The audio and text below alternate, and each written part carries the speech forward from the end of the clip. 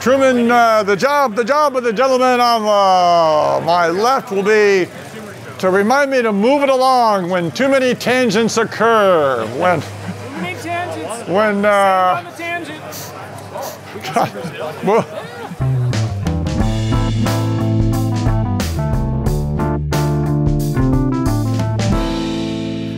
what we are talking about today at Park Tool is breaking a spoke on a ride, which can be a lot of fun. It should be a learning opportunity. Every mechanical issue you have, it's a chance to learn. So we have a wheel here represented. It looks beautiful. It's spinning nice, and we're going to break a spoke. Sometimes you run over a pair of side cutters. It breaks a spoke. You're not going to do this. What breaks our spoke? I'll tell you what.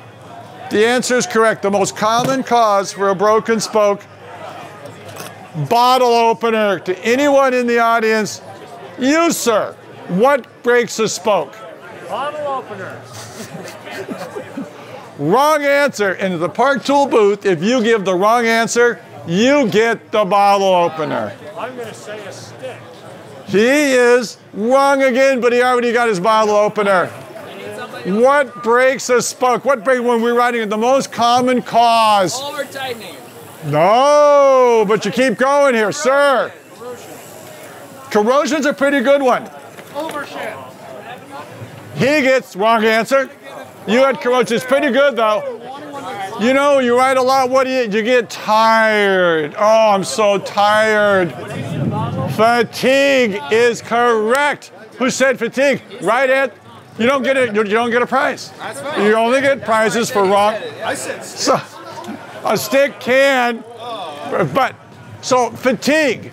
Metal loves. Let's watch a spoke. Here we go. Here's a spoke.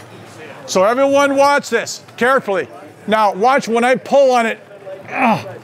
What happened? Did you see it? What? It stretches. Metal stretches. Aha. Aha. Under load, steel stretches. It has to. Stuff won't stay tight. Why don't we see glass spokes? No glass spokes, right? Why? They don't stretch, they break, right? Turns out, not rocket science. But it is rocket science, isn't it? Properties of material, it has to stretch. When you ride around, watch the spoke. As it goes around, what do you think happens to the tension at the bottom? Oh, it relaxes. It relaxes at the bottom. You would tell us to give you wrong answer. It relaxes at the bottom, and as you ride, it goes past it. Guess what? It gets tighter. Every time it goes around, it relaxes. Cool. That's called a stress cycle. Next time you go for a ride, did you count last time? How many times did your wheel go around on your last ride? Many, many. Good answer. Bottle opener. Whoa. There we go. So, you're good for so many millions of stress cycles, you're going to see them. So it's fatigue. Let's fatigue a spoke. Bam. Ready? You're riding along. Here it comes. This is fatigue. This is the icon for fatigue. I am so tired. I am so, boing, boing. And now, whoa. It's not bad. Oh, yeah. Good, yes, sir. Usually they break on the other side. So they can break, that's correct. He's got a good point. So, broken spoke, where are we likely to see? This is unrealistic, isn't it? This one's not so realistic. Where do they normally break, of course? worst place. The ends, absolutely. It's going to be here, or it's going to be here. That's right. So, you're on the road. What can we do? Wrap it around the other one. He is correct. He's answering it all correct.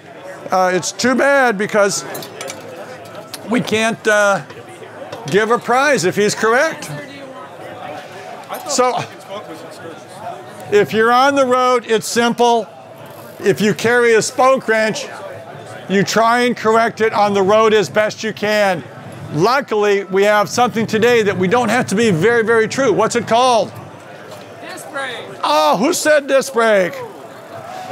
Bottle opener! Oh, yeah. Okay.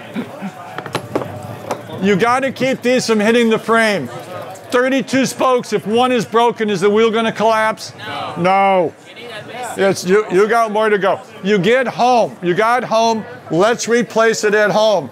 Of course, on the rotor here, what's fun, we can't get at the flange, so the rotor's got to come off. Luckily, I'm really strong in this lock ring. It comes right off. Wait, what if you need the new tool to cover the spacer? Whoa, you mean the new tool available at retailers near you? There you go. The FR5 H.2. That's right. And also over, we have to use it on this side. Whoa, that one's loose too. How convenient.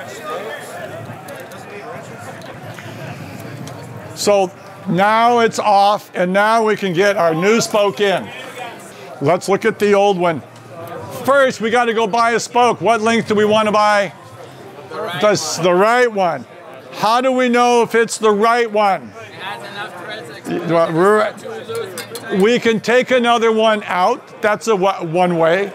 For you, there's a simple way. We can measure from the head up to the bottom of the nipple. In theory, Mr. Truman's going to get me a tape measure. National Sales Manager Michael Eck is going to show us the advantages of an RR12 tape measure. It does our SAE English and our metric. This is the deal. Measure from the head all the way to the edge of the nipple. In theory, we have to measure up inside the rim. Can you see inside the rim, sir? No. Correct answer, no price. But we can measure here. Your typical short spoke is 12 millimeters. Are you good at math? Okay, help me out here. You ready? From here to here, I get 290. 290 plus 12. Bingo! That's what we want. So that's good. If you would have answered wrong, we would have given you a prize. So we're not going to go up beyond it. Now, oh, I don't have one. I have a 298. That's not enough. It's probably pretty good. If you're within a millimeter or two, it's likely to work. Ideal is perfect, yes. Hubble Space Telescope? No.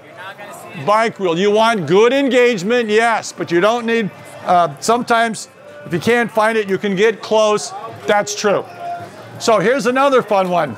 This nipple here is in good shape. Do we need a new nipple? Do I have to take my tire off? You do not have to do that. If it's ruined, now. Unless you cannot tighten it. Who here works in a bike shop? Bike shop.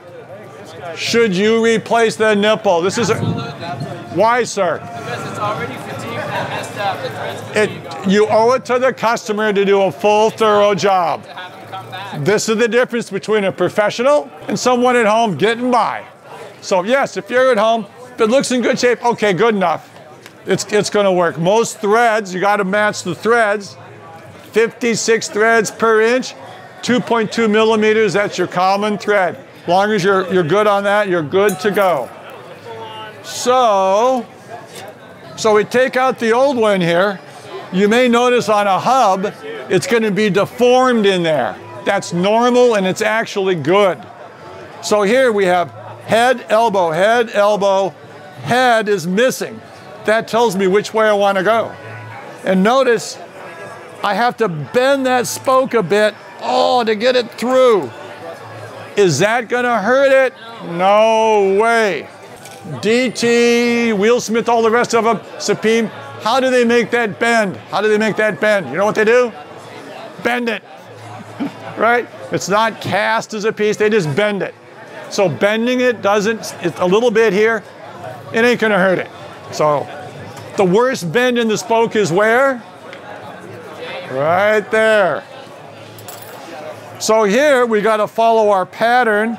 This is a head spoke. It goes, for us, it's going to the right, so I have to follow it. See, bend it, I have to bend it again. I have to bend it. And then we're going to do what's called interlacing. It's not really that critical. It's good to do, but it's not so important. This spoke goes under a spoke, under, and then over. Do you interlace your spokes? You must follow bike shop lore. We have to, are all wheels now interlaced? No, the straight pulls often don't, and you know what? They work. This would work if we didn't as well. The interlacing is kind of nice because it does flatten the wheel a little bit, gives you more clearance for the derailleur. For strength, it's not important.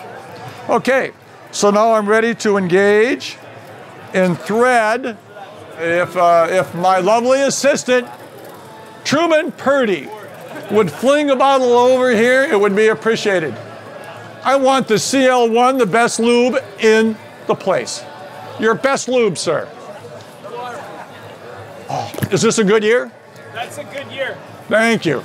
Lubrication. Gonna put a little lube here. Whoa! Actually, why lubricate this? It stops it from creaking and corroding. And it lets you pull it up tight. So people think that friction holds these tight. It's actually the tension. So from here, we're able to install in our truing stand the new TS 4.2, which of course you're going to want. And now we can start truing. Here is a shortcut for our home people and our shop. As soon as I find my loose one, where are you? Whoa, there you are. If you have a tensiometer, What's the torque on those nipples? Good question. What is the torque? Am I going to torque the nipple? Let's start with that. Do we torque the nipples? Yes. Yes. Turning a wrench is torque. Applying rotational force, that's torque. Are we going to measure the torque on this wheel?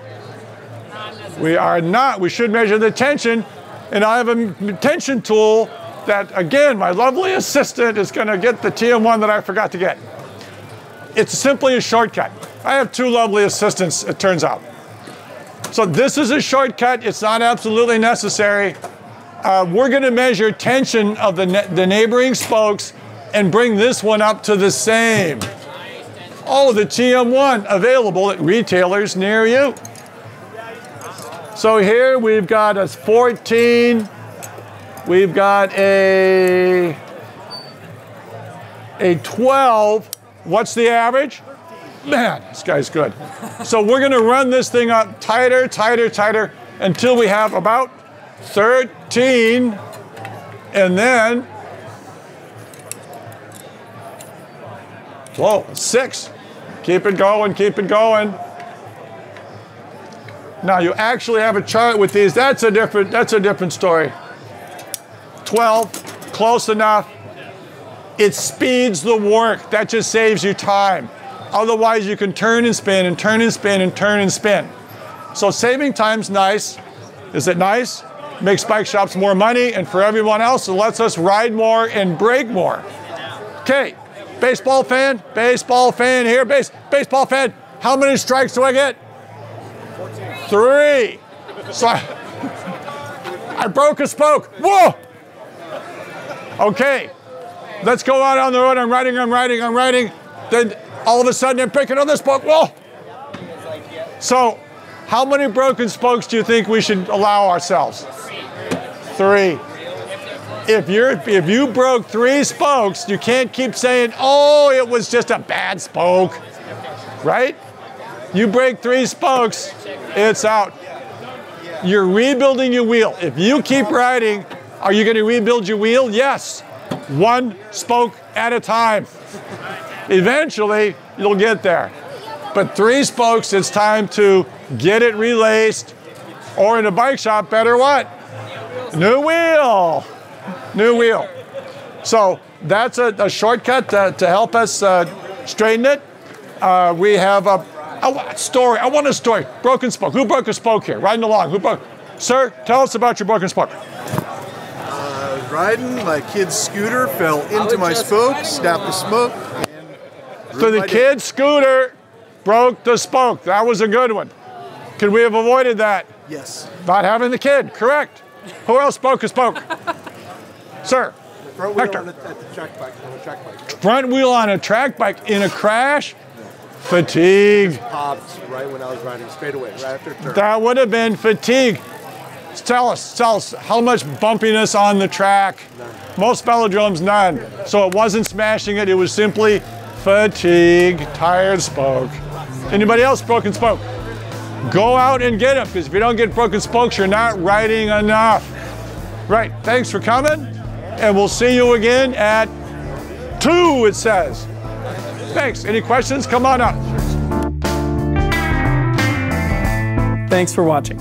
You can find hundreds more videos like this one on our channel here on YouTube. And we're constantly working on more. So be sure to subscribe for the latest content for Park Tool. And check out our website, which has even more content to help you make your bike better.